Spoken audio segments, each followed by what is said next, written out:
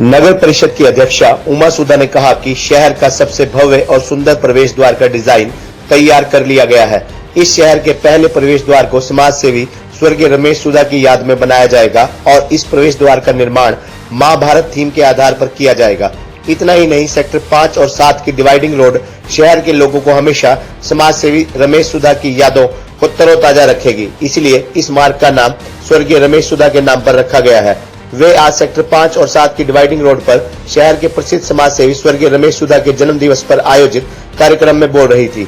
इससे पहले नगर परिषद अध्यक्षा उमा सुधा, पार्षद मुकुंद सुधा, समाज सेवी सुचेता सुधा, एस सुधा, एरिक सुधा, एनएम सुधा, करण सेठ, प्रतीक सुधा, सुरेंद्र सुधा, समीर सुधा, अशोक सुधा ने समाज सेवी स्वर्गीय रमेश सुधा की याद में बनने वाले महाभारत थीम पर आधारित प्रवेश द्वार कार्य और सेक्टर 5 व 7 डिवाइडिंग रोड का नाम स्वर्गीय रमेश सुधा मार्ग कार्य का विधिवत रूप से शुभारंभ किया। इसके उपरांत पिपरी रोड स्थित पाल प्लाजा पैलेस में स्वर्गीय रमेश सुधा के जन्म दिवस पर आयोजित एक विशाल रक्तदान शिविर का उद्घाटन भी नगर परिषद अध्यक्षा उमा सुधा ने किया।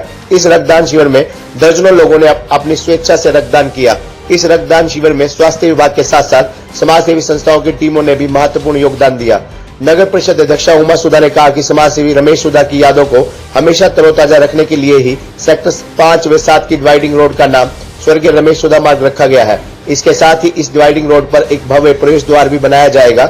इस शहर के प्रथम प्रवेश द्वार का नाम भगवान श्री कृष्ण स्वागत द्वार रखा गया है। इस द्वार पर अनुमानित 25 लाख रुपए खर्च आएगा। इस स्वागत द्वार का निर्माण पिपली मेन रोड से 30 मीटर की दूरी पर किया जाएगा। इस योजना को विधायक सुभाष सुधा के प्रयासों से अमली जामा पहनाया जा रहा है। उन्होंने कहा कि स्वर्गीय रमेश सुधा ने कोरोना काल में भी दिन रात शहर के लोगों की सेवा करने का काम किया और वे हमेशा सुख दुख में 24 घंटे खड़े रहते थे। ऐसे समाज सेवी से दूसरे लोगों को भी प्रेरणा मिलती है और स्वर्गीय रमेश सुधा से शहर के लोगों से काफी प्यार रहा है और इस स्नेह को हमेशा जीवित रखने के लिए विधायक सुभाष सुधा के प्रयासों से ही इस मार्ग का नाम स्वर्गीय रमेश सुधा मार्ग रखा गया है और इस प्रवेश द्वार का निर्माण भी उनकी याद में किया जा रहा है। उन्होंने कहा कि इस शहर के सभी सेक्टरों के सभी प्रवेश द्वारों का निर्माण भी महाभारत थीम के आधार पर किया जाएगा। इसके लिए शहर की समाज सेवी संस्थाएं बढ़ चढ़कर अपनी सहमति व्यक्त कर रही हैं। इस शहर के विकास और सौंदर्यीकरण में कोई कसर नहीं छोड़ी जाएगी। इस कार्य के लिए योजनाबद्ध तरीके से काम किया जा रहा है। ये तभी संभव होगा जब सभी लोग मिलकर कार्य करेंगे।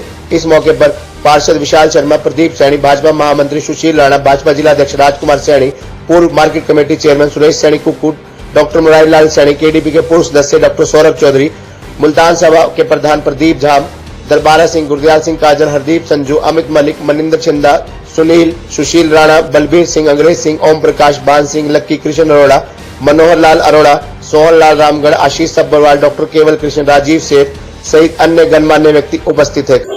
के पास सेक्टर 7 और सेक्टर 5 के लोगों की डिमांड आई थी कि इस तरीके से जिस तरीके से वो रमेश सुधा जी सेवा करते हुए हमारे समाज को समर्पित किया उन्होंने, तो लोगों ने ही हमें ये गाइड किया कि आप इस रोड का नाम जो है भाई साहब के रमेश सुधा जी के नाम से रख दिया जाए, ताकि जिस तरीके से वो हमारे साथ रहा करते थे वो इसी तरीके से हमारे बीच में रहे, उनका नाम, उनकी याद हमारे दिलों में बसती रहे। एक छोटा सा प्रयास किया गया है। मैं धन्यवाद करना चाहूँगी कि पब्लिक का कि उन्होंने हमें ये मौका दिया और ये हम लोग नाम रख सकते। मैम, अभी गेट की बात की है कि गेट का नाम भी बनाया जाएगा, क्या कहेंगे? वहाँ एक्चुअली ऊपर से ही हम लोगों के आदेश थे कि गीता द्वार जो है बनाए जाएंगे। एक गीता की थीम पे ही रखा उस द्वार का जो है नक्शा बनाया गया है।